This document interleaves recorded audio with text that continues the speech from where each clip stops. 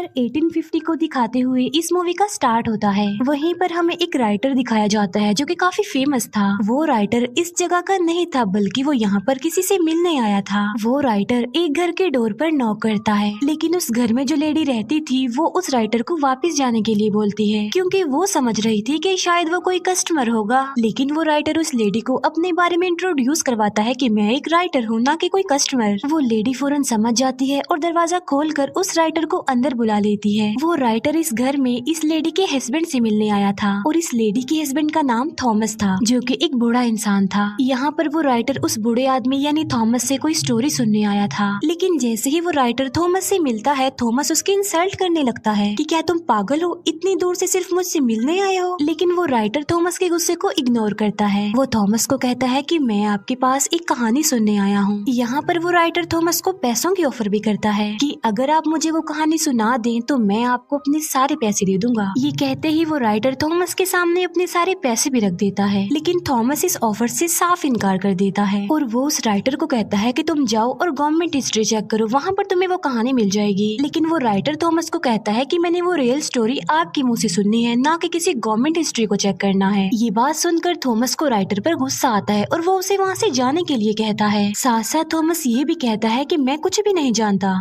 ये बात सुनकर वो राइटर अपसेट होकर वहाँ से जाने लगता है, लेकिन जो थॉमस की वाइफ होती है वो राइटर को वहाँ से जाने नहीं देती, वो उसका रास्ता रोक लेती है। थॉमस की वाइफ राइटर से माफी भी मांगती है उसके हस्बैंड के बिहेवियर पर। थॉमस की वाइफ राइटर को कहती है कि तुम उसकी किसी भी बात का माइंड मत करना, क्योंकि उस स्टोरी के बारे में थॉमस ने आज तक किसी को भी नहीं बताया, इवन मुझे भी नहीं। और यहाँ पर थॉमस की वाइफ खुद थॉमस के पास जाकर उससे रिक्वेस्ट करती है कि वो अपनी स्टोरी सुनाए और उस इंसिडेंट के बारे में जो उनके साथ पेश आया था। तो फाइनली थॉमस अपनी वाइफ की रिक्वेस्ट सुनकर स्टोरी सुनाने के लिए एग्री हो जाता है। दूसरी बात ये है कि वो लोग काफी गरीब थे, उन्हें पैसों की जरूरत भी थी, इस वजह से भी थॉमस को मानना पड़ता है। थॉमस उस राइटर को अपने पास बुलाता है और उससे कहता है कि मैं तुम्हें सिर्फ उतनी ही स्टोरी सुनाऊंगा जितनी तुम बर्दाश्त कर सकोगे, क्योंकि ये कोई आम बच्चों की कहानी नहीं थी बल्कि ये काफी दुखी कहानी थी। थॉमस बताता है कि ये मेरी लाइफ का एक ऐसा इंसिडेंट था जिसने मुझे चेंज कर दिया। और अब थॉमस अपनी कहानी सुनाना स्टार्ट कर देता है। ये ईयर 1820 होता है। ये उस वक्त की बात है जब समंदर में वेल का शिकार किया जाता था। अब क्योंकि वेल का ऑयल काफी महंगा था इसीलिए उसका शिकार किया जाता था। उस वक्त काफी लोग वेल के ऑयल का बिजनेस किया करते थे और ये चीज उनमें कोई नॉर्मल नहीं थी, बल्कि लोगों को तो वेल का शिकार करने का, उसका ऑयल निकालने का बहुत ज्यादा क्रेज था। इवन लोग इस बात पर बेट भी लगाया करते थे कि जितने भी शिप समंदर में जा रहे हैं उसमें से ज्यादा ऑयल कौन सा शिप लेकर आएगा। वहीं पर हमें एक पर्सन दिखाया जाता है जिसका नाम होता है ओवेन। ओवेन जो कि एक कंपनी के लिए काम करता था। ओवेन की एक वाइफ भी थी, इसका मतलब ये था कि वो अपनी लाइफ में बहुत खुश था। ओवेन जिस कंपनी के लिए काम किया करता था उनका काम भी ये था कि वो वेल्स का शिकार किया करते थे। जाहिर सी बात है ये कंपनी भी ऑयल हासिल करने के लिए ऐसा किया करती थी। ओवेन उस कंपनी के हेड से मिलता है। वो ओवेन को बताते हैं कि इस बार हम समंदर में वेल का शिकार करने के लिए अपना सबसे एक्सपेंसिव शिप भेजने वाले हैं। वो लोग ओवेन को कहते हैं कि उस शिप का ऑफिसर हम तुम्हें बनाकर भेजने वाले हैं। ये बात सुनकर ओवेन काफी अपसेट हो जाता है, क्योंकि इन लोगों ने ओवेन से प्रॉमिस किया था कि नेक्स्ट टाइम तुम ही कैप्टन बनोगे, लेकिन उन लोगों ने अपना वादा पूरा नहीं किया क्योंकि वो तो कैप्टन किसी और को बना रहे थे और जिसको वो कैप्टन बनाना चाहते थे उसका नाम जॉर्ज था। जॉर्ज असल में कंपनी के एक ऑनर का बेटा था। इस बार भी कंपनी के वो हेड्स ओवेन से प्रॉमिस करते हैं कि हम नेक्स्ट टाइम तुम्हें ही कैप्टन बनाएंगे। अब क्योंकि ओवेन एक काबिल इंसान था इसीलिए उसकी सैलरी बढ़ा दी जाती है और इसीलिए ओवेन उनकी ये बात मान लेता है और वो उन लोगों को कहता है कि मुझे रिटर्न फॉर्म में दो कि नेक्स्ट टाइम तुम मुझे ही कैप्टन बनाओगे। फिर हम देखते हैं कि ओवेन अपने सफर पर जाने के लिए तैयारियां वगैरह कर रहा था। ओवेन की वाइफ उसके जाने पर ज्यादा खुश नहीं थी। वो ओवेन को कहती है कि तुम मुझसे प्रॉमिस करो कि तुम सही सलामत जल्द से जल्द वापस आओगे। ओवेन की वाइफ उसे एक लॉकेट भी पहना देती है ताकि ओवेन को उसका ये प्रॉमिस याद रहे। इसके बाद हमें वही लड़का जॉर्ज दिखाया जाता है जो कि कैप्टन था। वहीं पर जॉर्ज का फादर भी था। जॉर्ज का फादर उसे कहता है कि बेटा जाओ और कामयाब होकर ही वापस आना। फिर वो सब लोग जिन्होंने शिकार पर जाना था वो एक जगह पर आकर इकट्ठा हो जाते हैं। उन लोगों को भेजने के लिए वहाँ पर सिटी के काफी लोग भी आए होते हैं। वहीं पर पर हमें एक यंग लड़का दिखाया जाता है जिसका नाम होता है थॉमस। जी हाँ बिल्कुल, ये वही यंग थॉमस है जो हमें स्टोरी सुना रहा है, जो कि अब बूढ़ा हो गया है। थॉमस जो कि शिकार के लिए फर्स्ट टाइम जा रहा था समंदर में। उसी शिप पर ओवेन का बचपन का फ्रेंड भी था और उसके बाकी फ्रेंड्स भी थे और साथी थे। इसके बाद ओवेन और कैप्टन जॉर्ज एक दूसरे से मिलते हैं और बस यहीं से उन दोनों की नोकझोंक शुरू हो जाती है, क्योंकि जॉर्ज अपने कैप्टन होने का रोब ओवेन पर जमा रहा था। लेकिन ओवेन तो कुछ भी नहीं कर सकता था क्योंकि जॉर्ज कैप्टन था और उसे उसके अंडर ही काम करना था। फिर ये लोग अपने सफर पर चल पड़ते हैं और थोड़ी ही दूर जाते ही शिप में खराबी हो जाती है। ऐसा फील हो रहा था कि जैसे शिप एक जगह पर फंस गया हो। लेकिन यहाँ पर ओवेन अपने स्किल्स का इस्तेमाल करके उस डिफिकल्ट कंडीशन को टैकल करता है बहुत अच्छे से। अब जाहिर सी बात है ओवेन ऐसा इसलिए कर पाया क्योंकि वो बहुत ज्यादा एक्सपीरियंस था। लेकिन जो कैप्टन जॉर्ज था वो ऐसा बिल्कुल भी नहीं था। मतलब ये कि उसमें कोई भी ऐसी स्किल्स ऐसी एबिलिटीज नहीं थी। इसीलिए जब वो ओवेन की एबिलिटीज ये स्किल्स देखता है तो वो जेलस हो जाता है ओवेन से और इस बात का बदला वो रात को डिनर पर ओवेन से लेता है। जॉर्ज ओवेन की काफी इंसल्ट करता है कि तुम गरीब हो और सिर्फ एक फार्मर के बेटे हो। अब क्योंकि ओवेन से ये इंसल्ट बर्दाश्त नहीं हो रही थी और वो कुछ कर भी नहीं सकता था, इसीलिए वो वहाँ से उठकर चला जाता है और अपने साथियों को कहता है कि हमने कल सुबह जल्दी उठना है। उस शिप पर हम ये बात नोटिस करते हैं कि गरीब लोगों को ज्यादा इम्पोर्टेंस नहीं दी जाती थी, बल्कि उन्हें हमेशा छोटा ही समझा जाता था। नेक्स्ट डे जॉर्ज फिर से ओवेन को ऑर्डर लगाने लगता है। अब ना चाहते हुए भी ओवेन को जॉर्ज का ऑर्डर मानना ही पड़ता था। लेकिन फिर तभी ओवेन का ध्यान एक समुद्री तूफान पर जाता है। वो ये बात जॉर्ज से शेयर करता है कि आगे समुद्री तूफान है, हमारे लिए खतरा है, इसीलिए हमें शिप को वापस मोड़ लेना चाहिए। लेकिन जॉर्ज ओवेन की ये बात नहीं मानता और शिप को तूफान में ही ले जाने का ऑर्डर दे देता है। और जब वो लोग तूफान में एंटर करते हैं तो वो लोग वहाँ पर फंस जाते हैं। तूफान में भी ओवेन चिल्ला रहा होता है कि शिप को वापस मोड़ लिया जाए जल्दी से। लेकिन जॉर्ज अभी तक अपनी जिद पर ही अड़ा हुआ था और वो शिप को और ज्यादा तूफान के अंदर ले जाता है। ऐसा करने से उनके लिए काफी खतरा था, उनकी जान का खतरा, शिप डूबने का खतरा। लेकिन किसी तरह करके वो तूफान से बाहर आ जाते हैं। इसके बाद जॉर्ज ओवेन को कहता है कि तुम सबके सामने मुझसे सॉरी बोलोगे और हम इस शिप को वापस अपने आइलैंड पर लेकर जाएंगे। इसका मतलब ये है कि हम वेल का शिकार किए बगैर ही यहाँ से वापस चले जाएंगे। लेकिन यहाँ पर ओवेन जॉर्ज को काफी समझाने की कोशिश करता है कि देखो, सिचुएशन को समझने की कोशिश करो, हम वापस खाली हाथ नहीं जा सकते क्योंकि ये बहुत सारे लोगों की जिंदगियों का सवाल है। वो लोग हमारा इंतजार कर रहे हैं कि हम तेल लेकर ही वापस लौटेंगे। और यहाँ पर ओवेन जॉर्ज को राजी कर लेता है। इसीलिए वो लोग वापस जाने की बजाय अपने सफर के लिए आगे बढ़ते हैं। इसके बाद हमें डायरेक्ट 3 महीने बाद का सीन दिखाया जाता है और वो लोग एक ऐसी जगह पर पहुंच जाते हैं जहाँ पर उन्हें बहुत सारी वेल्स मिल जाती हैं। वो लोग वेल्स का शिकार करने के लिए अपनी बोट पर ही निकल जाते हैं। तभी ओवेन एक वेल पर अटैक कर देता है और वो वेल पहले तो बचने की काफी कोशिश करती है लेकिन फिर वो मर जाती है। बाद में वो लोग उस वेल को शिप पर ले आते हैं और वो लोग उसका तेल निकालने लग गए। उन लोगों ने अब वेल के अंदर भी तो किसी को भेजना ही था। अब क्योंकि थॉमस साइज में काफी छोटा था, इसीलिए ओवेन वेल के अंदर थॉमस को भेजता है। फिर शिकार किए उन्हें काफी दिन गुजर जाते हैं लेकिन अब उन्हें कोई भी शिकार नहीं मिल रहा था। और मुसीबत की बात तो ये थी कि उनके खाने का सामान भी खत्म हो रहा था। अब क्योंकि वो लोग ज्यादा आगे तक नहीं गए थे, इसीलिए वो बीच में एक आइलैंड पर रुक जाते हैं। वहीं पर वो लोग एक कैप्टन से मिलते हैं और वो भी वेल के शिकार के लिए ही वहाँ पर आया था। वो सब लोग उस आदमी से मिलते हैं और वो उन लोगों को अपने शिकार की आखिरी कहानी सुनाता है।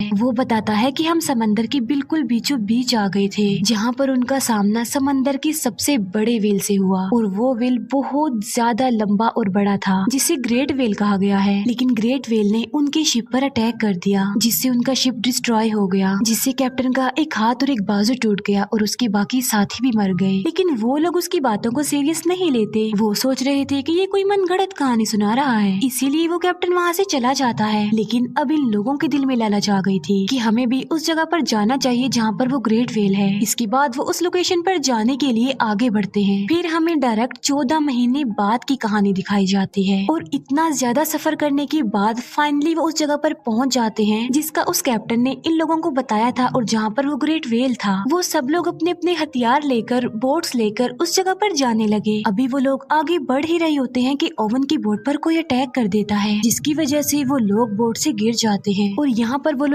फर्स्ट टाइम अपनी आंखों के सामने इतना बड़ा वेल, वो ग्रेट वेल देखते हैं। ये बिल्कुल वैसा ही वेल था जैसे उस कैप्टन ने स्टोरी सुनाई थी, लेकिन वो ग्रेट वेल फिर वहाँ से जाने लगी। लेकिन ओवेन के जो बाकी साथी थे वो अभी तक बोट में ही बैठे हुए थे, इसीलिए मौके का फायदा उठाकर वो एक वेल पर अटैक कर देते हैं, जिससे वो वेल को तो मारने में कामयाब हो जाते हैं। लेकिन उन्हें ऐसा करता देख वो ग्रेट वेल देख लेती है, इसीलिए वो सीधा आकर उनकी शिप पर ही अटैक कर देती है, जिसकी वजह से शिप डूबने लगती है। जॉर्ज भी बोट में बैठा हुआ ये सब कुछ देख रहा था, इसीलिए वो उस वेल को वहीं पर छोड़कर वापस अपने शिप की तरफ आने लगता है। अब क्योंकि उनका शिप डूबने लगा था तो इसीलिए जॉर्ज सबको ऑर्डर देता है कि वो शिप को छोड़ दे जल्दी से। वो सब लोग अब बोट्स में आ गए और जितना भी खाना पीना उनके हाथ लग गया था वो उसे ले लेते हैं। इसके बाद नेक्स्ट मॉर्निंग हम देखते हैं कि वो वहाँ से निकलने के लिए समुद्री मैप को देख रहे थे, लेकिन उन लोगों का वहाँ से निकलना अब काफी मुश्किल हो गया था, क्योंकि वो लोग फिर से एक समुद्री तूफान में फंस चुके थे। इसी तूफान में ओवेन का बचपन का फ्रेंड भी काफी इंजर्ड हो जाता है। अब आहिस्ता आहिस्ता दिन गुजरने लगे। ओवेन अपनी जख्मी फ्रेंड की मदद किया करता था, जबकि ओवेन के बाकी साथियों को वो सिर्फ बोझ ही लग रहा था और कुछ नहीं। इसके बाद हमें 1 महीने बाद की स्टोरी दिखाई जाती है, जहाँ पर इन लोगों के पास अब खाना भी खत्म हो गया था। उनकी हालत इतनी ज्यादा खराब हो गई थी कि अनकरीब वो मरने वाले थे, लेकिन तभी उनके एक साथी को जमीन नजर आ जाती है, इसीलिए उन्हें थोड़ी तसल्ली हो जाती है और वो उस जमीन की तरफ जाने लगते हैं। अभी वो लोग बस किनारे तक पहुँचने ही वाले होते हैं कि ओवेन को वहाँ पर कुछ फील होता है, और वो कोई और नहीं बल्कि ग्रेट वेल थी,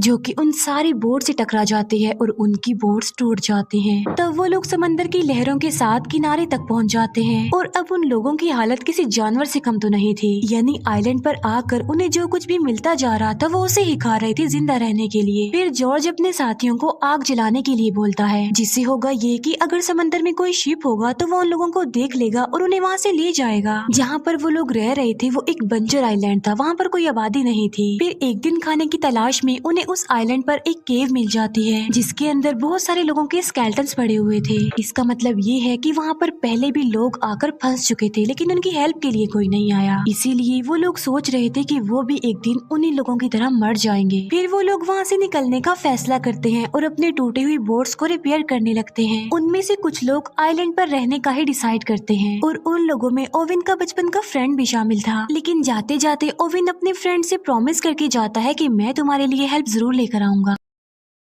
फिर इसके बाद हमें 48 दिन बाद की कहानी दिखाई जाती है, और उन लोगों का काफी बुरा हाल था। खाए पिए बगैर वो लोग बहुत मुश्किल से ही जिंदा थे। और फिर हमें दिखाया जाता है कि उनका एक साथी मर जाता है। तब ओवन का एक फ्रेंड उसकी डेड बॉडी को समंदर में फेंकने वाला था, लेकिन फिर वो लोग एक काफी अजीब चीज डिसाइड करते हैं। वो डिसाइड करते हैं कि हम इसको फेंकेंगे नहीं बल्कि हम इसको खा लेंगे। अब क्योंकि ऐसा करना तो उनके लिए काफी मुश्किल था, लेकिन इसके अलावा उनके पास और कोई ऑप्शन भी तो नहीं था। सब लोग इस बात की वजह से काफी अपसेट भी होते हैं, लेकिन जिंदा रहने के लिए अब उन्हें कुछ तो करना ही था ना, क्योंकि वो एक ऐसी सिचुएशन में फंस गए थे कि वो बिल्कुल बेबस थे। इसीलिए वो अपने उस फ्रेंड को खा लेते हैं, और कहानी फिर वापस से प्रेजेंट टाइम में आ जाती है, जहाँ पर हमें बूढ़ा थॉमस दिखाया जाता है। जहाँ पर थॉमस काफी दुखी था कि उन्हें अपने ही साथियों की डेड बॉडी को खाना पड़ा। लेकिन तभी ओवेन की वाइफ भी वहाँ पर रोते हुए आ जाती है। वो अपने हस्बैंड की दुख भरी कहानी सुनकर और ज्यादा दुखी हो गई थी। फिर वो थॉमस को कहती है कि इसकी आगे की स्टोरी सुनाओ। फिर उस इंसिडेंट के बाद 1 महीने बाद का सीन दिखाया जाता है, जहाँ पर ये लोग अभी तक समंदर में फंसे हुए थे और वहीं पर भटक रहे थे। अब क्योंकि भूख की वजह से उनका काफी बुरा हाल था, इसीलिए वो मजबूर होकर सरवाइव करने के लिए आपस में ही एक गेम खेलते हैं, जिस गेम में अगर कोई हार जाता था तो उसे मार दिया जाता था, और बाद में वो सारे साथी मिलकर उसे खा लेते थे। फिर एक दिन वो कैप्टन जॉर्ज हार जाता है। जॉर्ज अपने कजन को गन देकर कहता है कि तुम मुझे शूट कर दो और मुझे मार डालो, लेकिन जॉर्ज का वो कजन उसे शूट करने की बजाय खुद को ही शूट कर लेता है और बाकी लोग उसे खा लेते हैं। फिर एक दिन उन्हें फिर से वही ग्रेट वेल दिखाई जाती है। तब ओवेन उस वेल पर अटैक करने ही वाला होता है कि तभी ओवेन उस वेल की आंख देख लेता है, इसीलिए ओवेन उस वेल पर अटैक नहीं करता और वो भी वहाँ से चली जाती है। फिर काफी दिन बाद एक शिप दिखाया जाता है, और उस शिप के लोग जॉर्ज की बोट को देख लेते हैं, इसीलिए वो लोग उनकी हेल्प करते हैं। और जब शिप का कैप्टन ये देखता है कि बोट में इंसानी हड्डियां पड़ी हुई हैं, तो वो काफी शॉक्ड रह जाता है। और वो बोट जिसमें ओवेन और थॉमस थे क्योंकि वो तो दूसरी बोट से अलग हो चुकी थी। ओविन और थॉमस का काफी बुरा हाल था, वो मर रहे थे। लेकिन फिर तभी ओविन की नजर एक शिप पर पड़ती है और वो हेल्प के लिए उस शिप को बुला लेते हैं और फिर इस खतरनाक सिचुएशन से वो बाहर आ जाते हैं। फाइनली उन लोगों को बचा लिया जाता है और कुछ दिनों बाद उन्हें उनके घर पर लाया जाता है, जहाँ पर सिटी के लोग उन लोगों को देखकर काफी हैरान रह जाते हैं, क्योंकि उन्होंने तो एक्सपेक्ट किया था कि ये तो कब से ही मर चुके होंगे। वहीं पर ओविन की वाइफ भी उसके लिए वेट कर रही थी। ओविन की वाइफ जल्दी से उसके पास आती है और वो दोनों मिलते हैं। फिर उसी दिन ओविन और थॉमस मिलते हैं, जहाँ पर ओविन थॉमस को निशाने के तौर पर अपनी वेल पिन दे देता है। इसके बाद कंपनी के लोग ओविन और जॉर्ज को बुलाते हैं उनसे स्टोरी सुनने के लिए, जो उनके साथ समंदर में बीत चुका।